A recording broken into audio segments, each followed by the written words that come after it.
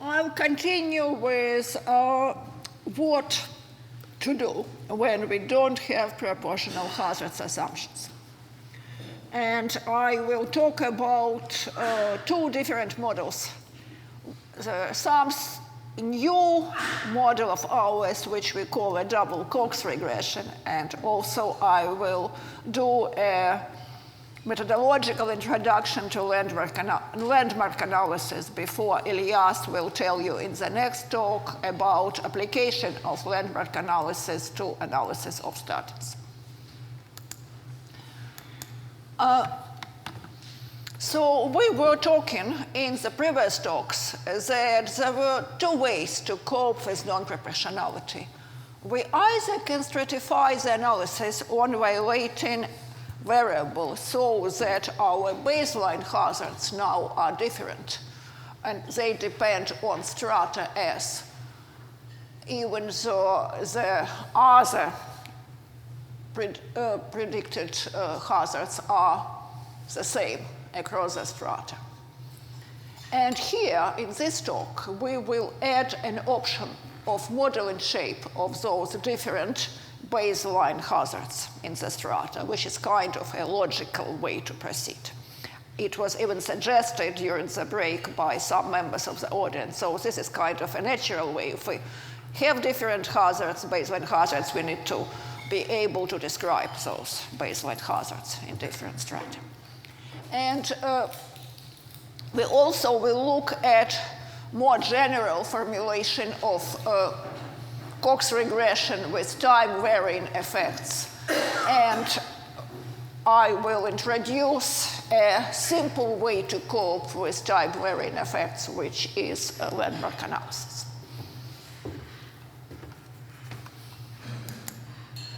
So I'll start from this double Cox regression, which I promised. So if we look at the top right corner of the slide, you see the standard formula for the Cox regression. Baseline hazard times log linear term.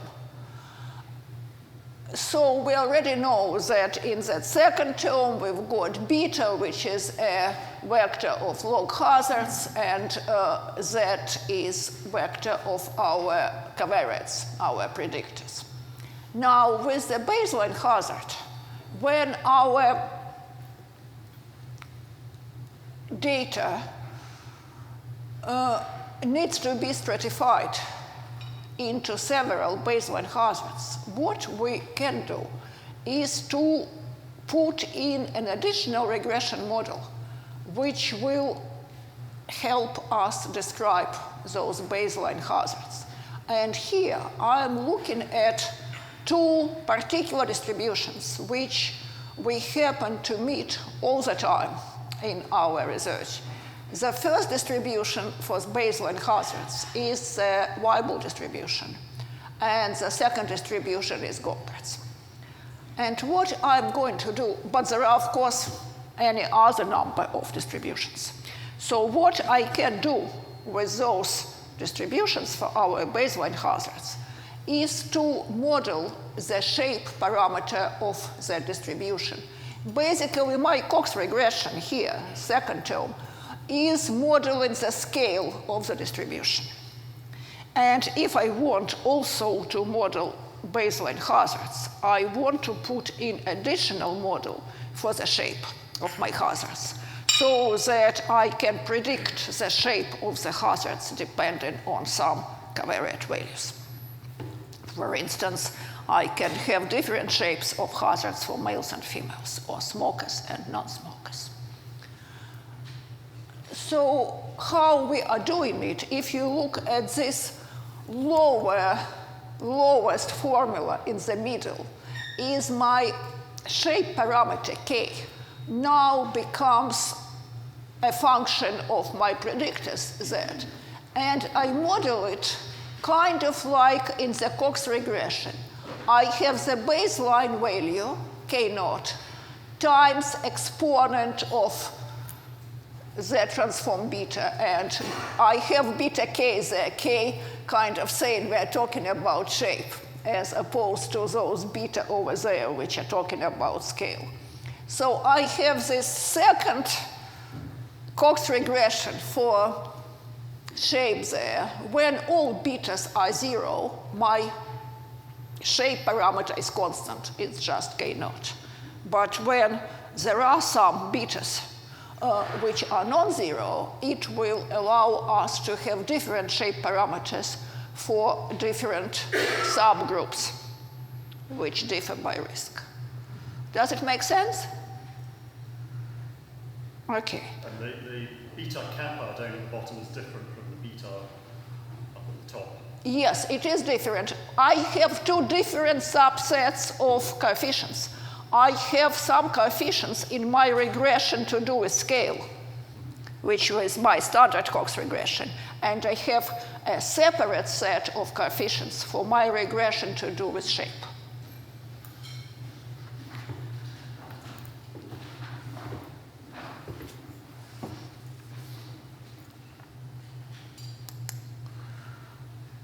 Okay, now I want for a moment to forget about this double Cox regression, go back to the standard Cox regression, and add one more complication here before coming back for this complication in the double Cox model. And that complication is so-called shared frailty.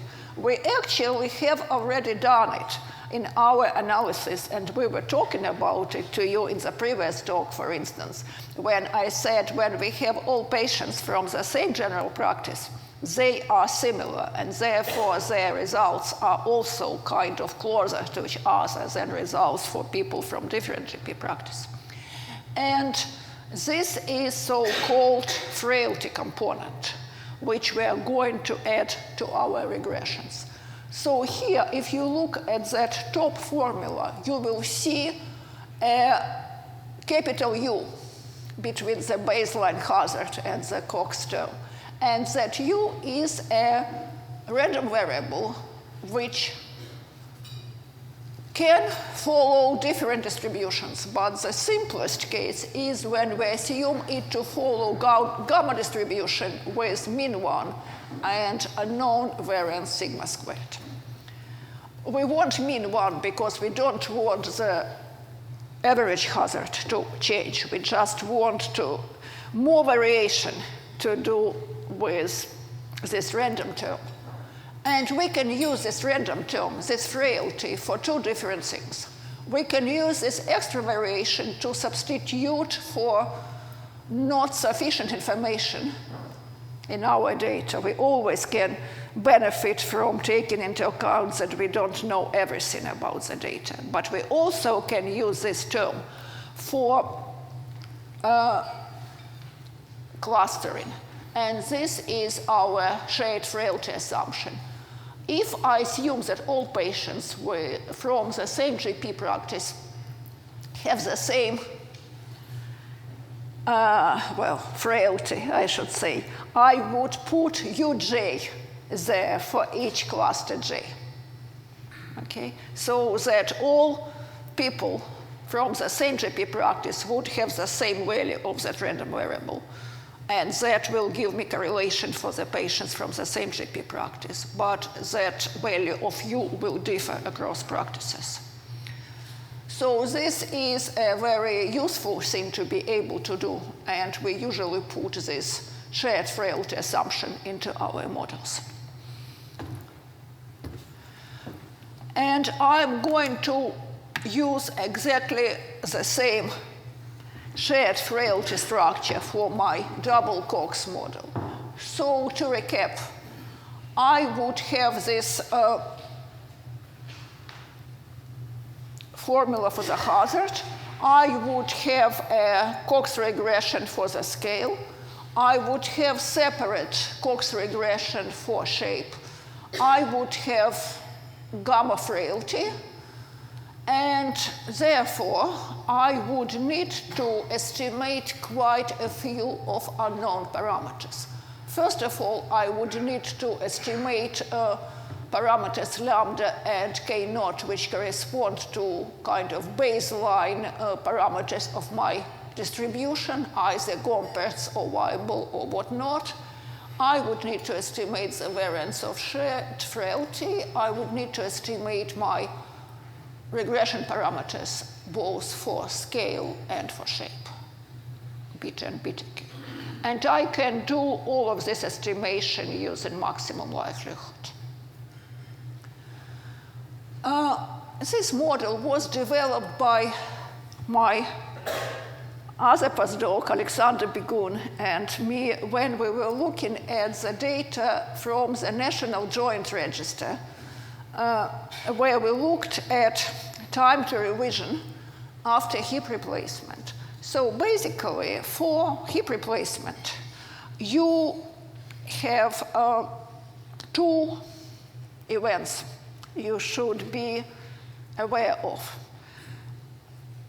Hips sometimes don't work well, and artificial implants, I should say, and need to be replaced. And also, of course, patients die. So we are in a situation where we have so-called competing risks.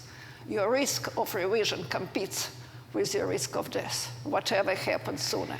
Usually, when we look at cause of mortality modeling, we also should look at competing risks, because then you can die of heart attack, but you also can die of Alzheimer's. And of course, they are competing risks.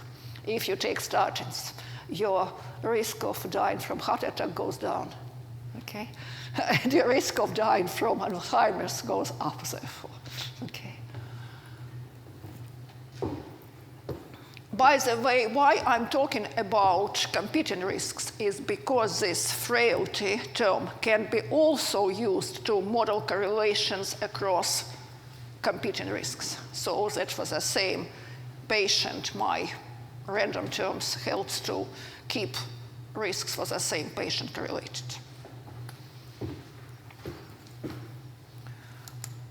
Okay, so this is just to show you, not because I want to discuss this application to hips in any details, but just to show you how different shapes of the hazards may look like.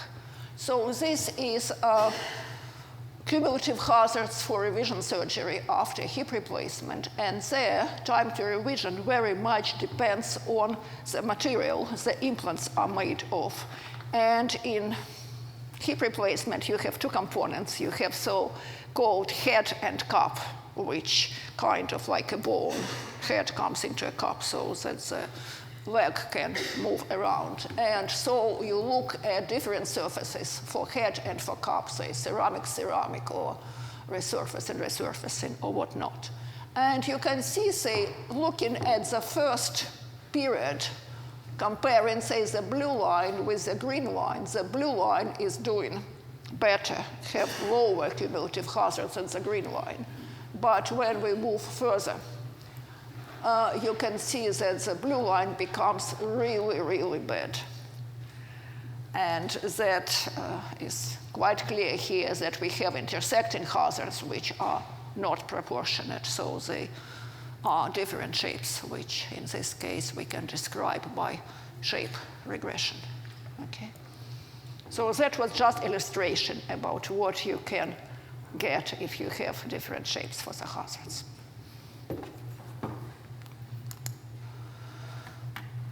Okay, now coming to the most general formulation of the Cox regression. Our model can include both constant and time-varying effects. And by the way, I added here also predictors which change over time. So in this most general model, my predictors that now depend on time, so I can update my predictors as we go along, say new blood tests or what not is happening to the patients. I also have the first bunch of hazards which change over time.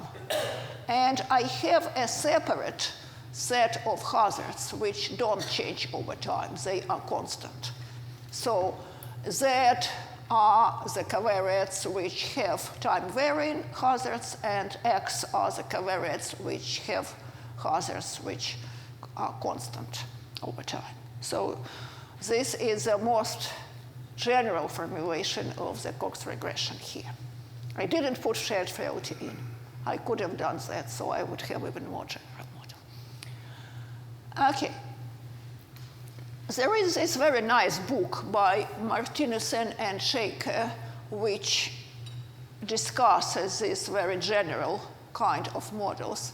And they also have very nice R package, which is called TimeReg, which once more is freely available.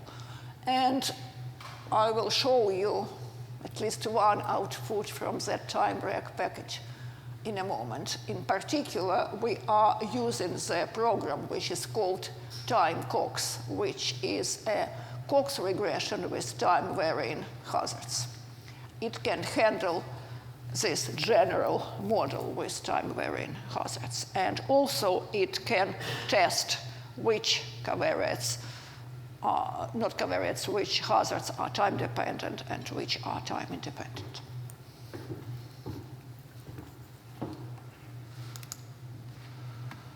Okay, so it so happens in survival analysis in general that it's much easier to work with cumulative characteristics. It's always easier to estimate cumulative hazards than actual hazards. It's always easier in time-dependent Cox regression to estimate cumulative regression coefficients than actual regression coefficients at each time point. By cumulative regression coefficients, I mean this capital B, which is an integral of my coefficients over time, up to time t. So I'm kind of accumulating changes in my regression coefficients, in my hazards.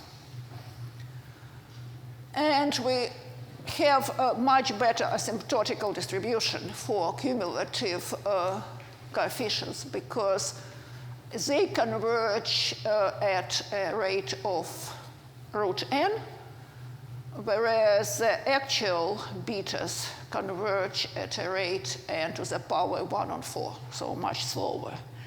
So it's much better to work with cumulative coefficients. And also their distribution is asymptotically normal, so it's much easier to draw various confidence bands for them and so on. And there is a simple test which would allow us to decide once more whether this particular variable has time-varying effect or constant effect. That test just looks at the maximum deviation of cumulative coefficients from a straight line over the whole interval. So this is kind of Kolmogorov-Smirnov test, if someone knows about that. It looks at the maximum deviation of you can have from a constant hazard.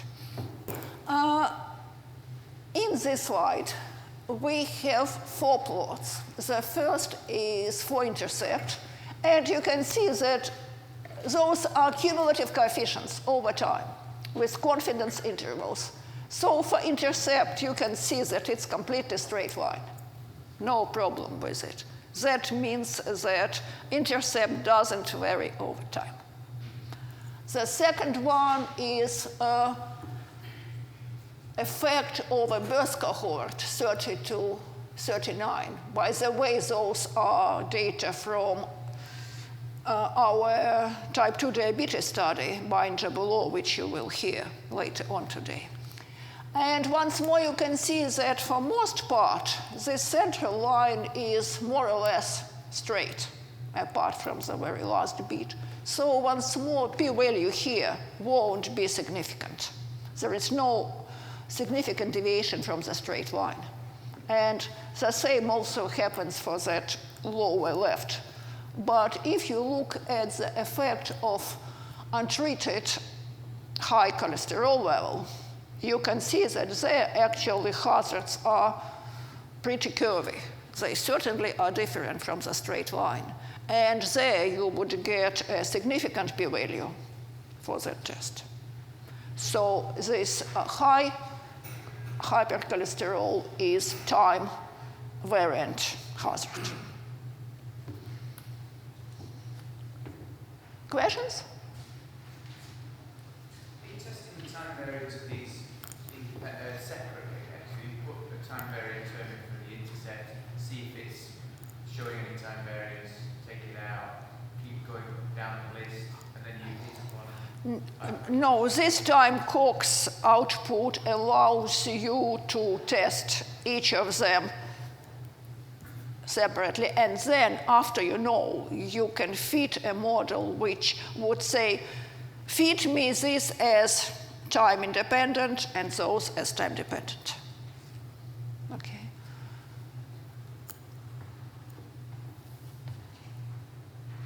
Other questions? No? Is these plots, are these based on the model that has no time dependence? And then no, these actually plots are based on a model with time dependence. Okay. So every cumulative hazard is plotted from the model which assumes that everything is time dependent. Right. Yeah. And then you can see what is and what isn't, and you have a test to see what is and what isn't. Okay. And then you can do the next model, which will take this into account.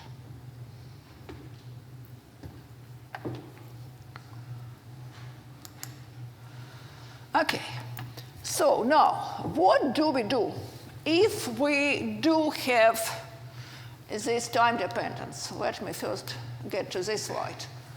I personally would hate to work with a model which have a mixture of nice Cox regression coefficients for time-independent things and just this kind of output for time-dependent things, because I wouldn't know what to do about it. So what we could do in principle is to fit something smooth over time, some polynomial or something to these hazards, but otherwise I don't know what to do with this kind of picture. So it would be nice to do something a bit more simple. And this slide kind of leads us to this. This slide kind of puts a question. Okay, so our proportional hazard assumption is not satisfied. So what does our Cox regression mean then? And luckily, it still means something. So what is it? So we have the Cox regression here. And my formula in the middle here looks at the ratio of cumulative hazard to the cumulative baseline hazard. So it looks at contribution of the Cox term, if you want, into cumulative hazard. And I can write it as integral of my hazard on top over integral of my baseline hazard on the bottom. Now, what I do next when I have that approximate equality there is I say, well, if things were really nice and smooth, I could take my exponent out of the integral. And sometimes we can do it. Basically, we can do it when we have a nice, smooth function and when the variance of our whatever process is not large. So if I could do this, I would get another Cox term, if you want. And that Cox term would be exactly like my original Cox regression term, but now instead of my time varying coefficient beta, I actually would get average coefficient. And that average coefficient would be averaging of my time-dependent coefficient over time. So this slide kind of says that when you don't have time-independent hazards, your result of the Cox regression, more likely than not, gives you average hazard over time interval. And what is nice about it is that that means that Cox model still gives you approximately correct prediction of survival. So your survival, even though your individual hazards may be quite different from constant, but your cumulative hazards would still not be far off, basically, and therefore your probabilities of survival won't really be far off. And the landmark analysis is actually based on this idea. Of course, I can put much more mathematics into this, but I don't want to. Okay? Yeah? Just check, the beta bar on the right-hand side, that's the mean beta coefficient, presumably over the time interval t? Yes, that is right. To be sincere, I had really bad difficulty with doing formulas in PowerPoint. So the ability to put limits to an integral was beyond my ability, but it should be integral from 0 to t, yes. Yes?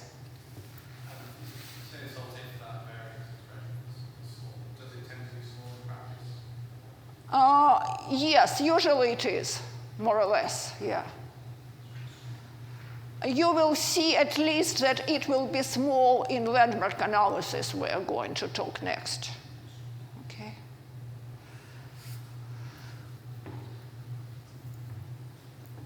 Okay, so let's try to move to landmark analysis. So, in landmark analysis, we are going to talk about dynamic predictions for conditional survival. So we look at everyone who survived to landmark time, TLM. We take only those people who are alive at the time, and we look what happened to them in certain window. That window can be 1 year or 5 years or 25 years, whatever, but we specify a particular window. And we look at what happens between landmark time TL and time TL plus W. And in each of, and at that landmark point, we just do a Cox regression.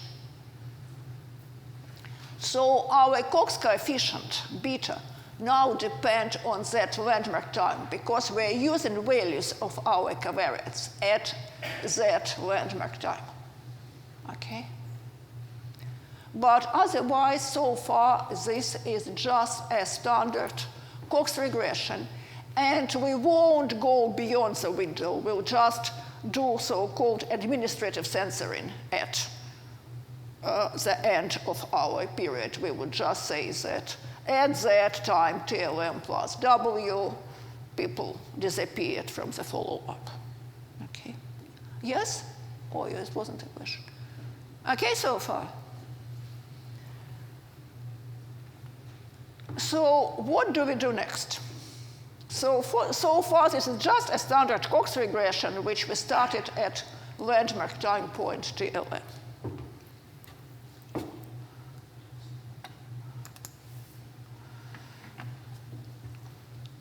What we do, we actually try to arrange our data in this so-called super prediction data set.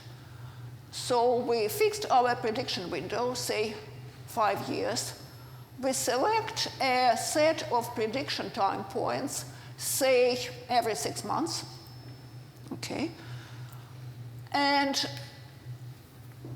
for each of those landmark points from S1 to S capital L, and there are quite a few of them, we would need to create a prediction data set. So we'll take the predictive variables at that point in time, and we'll do a Cox regression based on that data to the end of the window. So we are going to look at the data in different prediction times, tau LM, as strata. So we have quite a few strata, as many as we have landmark points, our prediction points.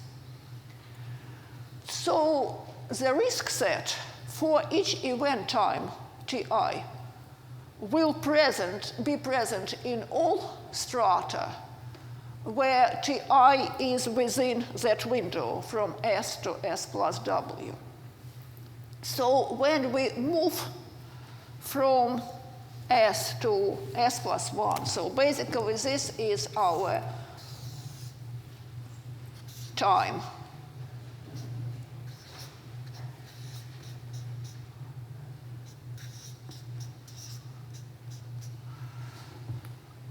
So we have a window, say, from here to there. Next, our window moves from here to there. Next, our window moves from here to there, and so on. So our window slides across the time. And individual life will contribute to all the windows where it is still alive, basically. So we look at, within each window, it will appear, say, 10 times if we have window of 5 years and the time shift of 6 months. So we would have in that window 10 times when that particular life will contribute. Questions about this? Yes? Can I just ask about the use case of this? About what? When would you use a landmark model? I will use it when I suspect that my hazards may be varying over time. Because as I will show you very soon, this will allow you to see that and to kind of estimate that and be able to describe it. Okay? I just haven't yet got there. Okay, so let's try to see how this looks like. So far, this is very simple. We just do as many Cox regressions as we have those landmark points, one here, one there, and so on. So we would do lots of Cox regressions, one for each time point, taking into account information only for that point. Okay? And this is, for instance, how our 51 Cox regressions look when we look at the landmark analysis of the statins data, where we looked at landmark points every 6 months. So each point there is one Cox regression. Hazard ratio from the first Cox regression at age 60, then at age 60.5, then at age 61, and so on. These two lines also have different color because we split this data by birth cohorts. The black one is people born in 1930-35, and the second one is people born in 36-40. So you can see that younger birth cohort does better as far as the effect of statins is concerned, but you can also see that confidence intervals here are very wide because they are just individual Cox regression. Nothing kind of special about this. So far, we have just done 51 different Cox regressions. Okay? But you can also see that the hazards seem to change over time. Okay? They go down over time. So what we are going to do next, we are going to try to build in a model which will describe this curve over time for those hazards.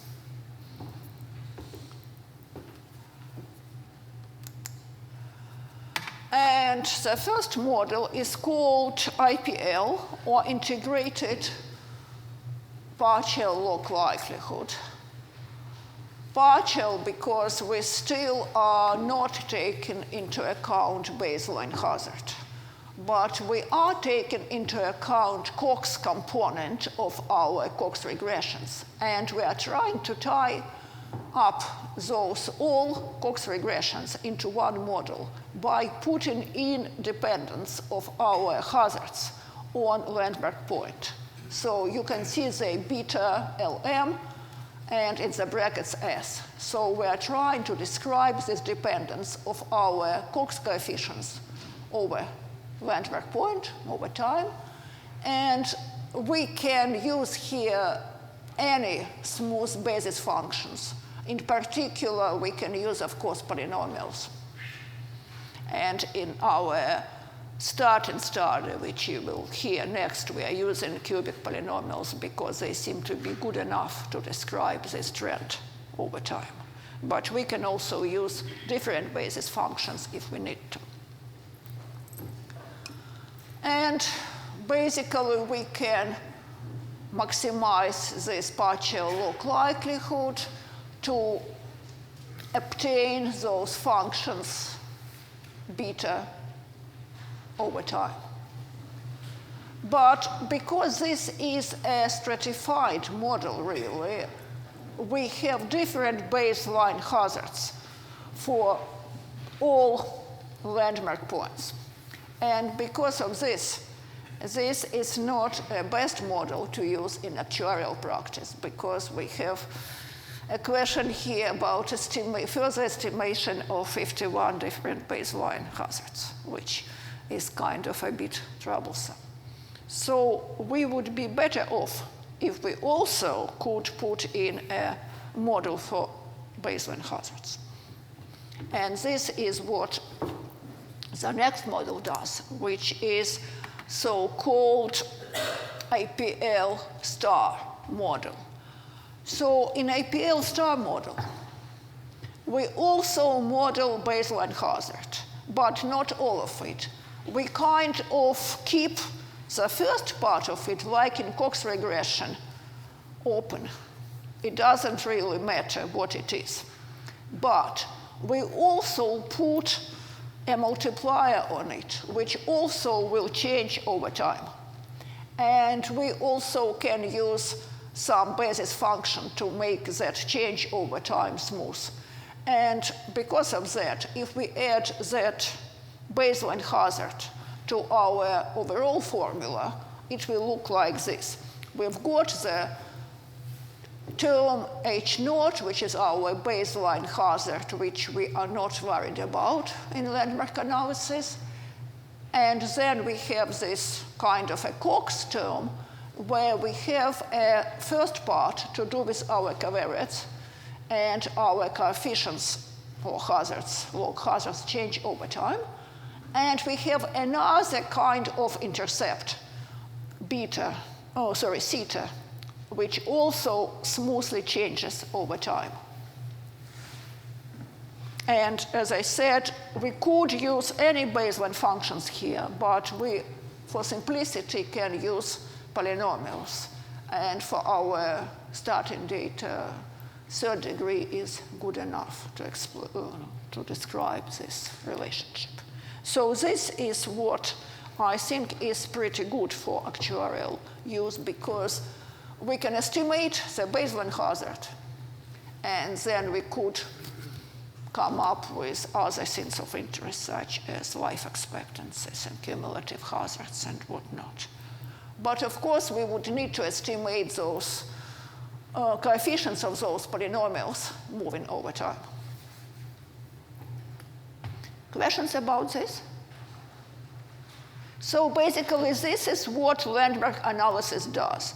It gives you this smooth dependence of hazards on time. Can I just check my understanding? Because when you say time, the previous chart you had age. So Yes, I'm sorry. In my brain, kind of time and age are interchangeable. Yes. Well, let's say age for simplicity. Okay. was that to do with the statin studies being in that form, like you take a cohort of 70-year-olds? For instance, Elias will tell you in more detail about statins, but there we took people at 60 who had no statins, and we followed them up, and each half year we updated the information. So yes, it was a study from 60 onwards. Okay, so yes, it was age. Yes, I'm sorry. I should say age, not time. But of course I can do landmark analysis as time after surgery or whatever. Okay.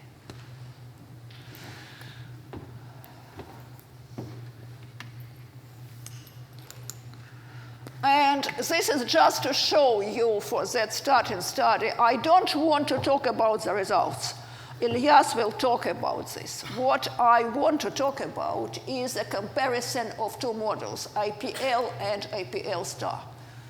And here, APL is the solid line, and APL Star is dashed line, or dot dashed, rather. And you can see that actually we are getting pretty much the same results from the two models. So it doesn't matter which to use, but it's much more convenient for further interest to use APL Star model.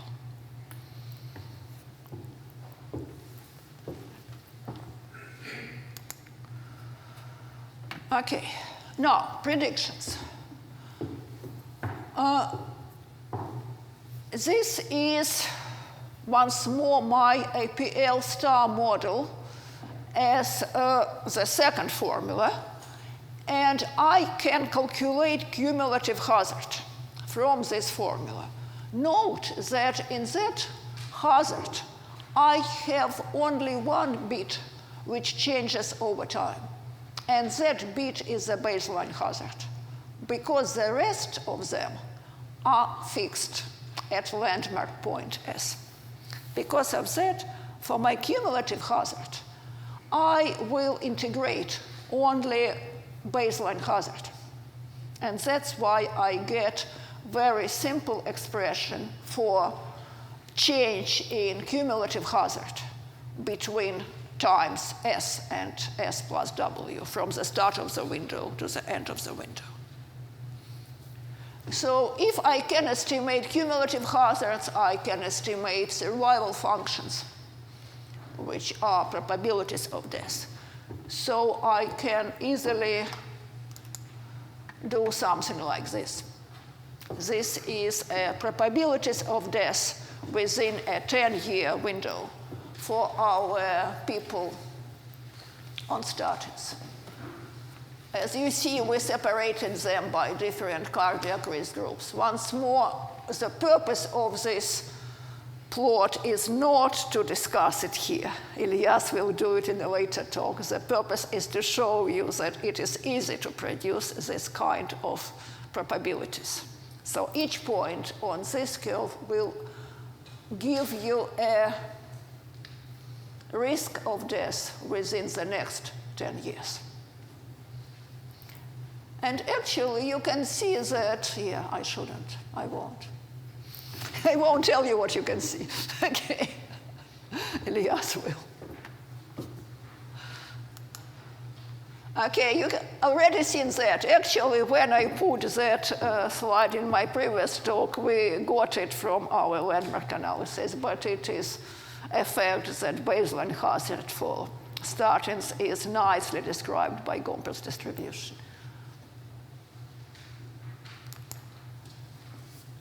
So, how can we use the APL Star model in actuarial research? Basically, I hope that we can do the same as we have done in my previous talk, that we can take the baseline hazard and we can figure out life expectancy and other characteristics of interest to actuaries. We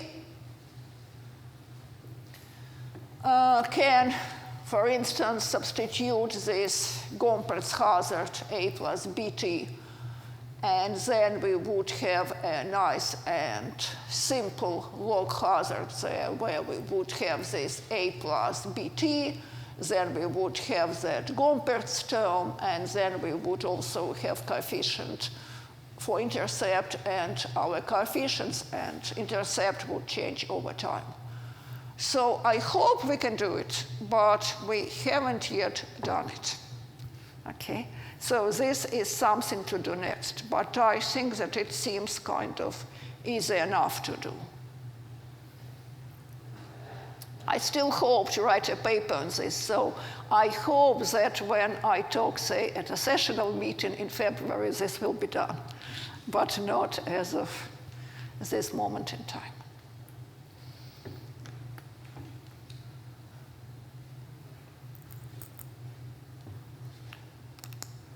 Okay, and that's more or less what I wanted to tell you about landmark analysis. So basically, what you have learned or repeated in this talk, we first looked at the general form of extended Cox regression, and I think it was pretty difficult to use. So we came up with two simplifications. The first one was what comes from the stratified model. This is the idea of modeling the shape of the hazards and the scale of the hazards separately. And just to answer a possible question, yes, we can cope with 3 parameter distributions if we need, or more. We can have 3 regressions or 4 regressions if we have a distribution with 4 parameters. Not that we have done it, but I don't see why not. Okay, so we can have pretty complicated models there.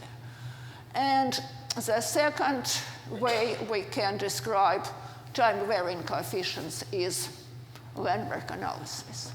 And so far, we have done a big landmark analysis of statins, which Elias will tell you about in the next talk. We believe that this APL Star model conveniently lends itself to actuarial modeling. But yes, there need to be some extra development to be able to use it easily. And that's about all I wanted to tell you in this talk. Thank you. Thank you. So I think we're just in the interest of time. I mean, if there's any burning questions, we can maybe take it now, but we can move on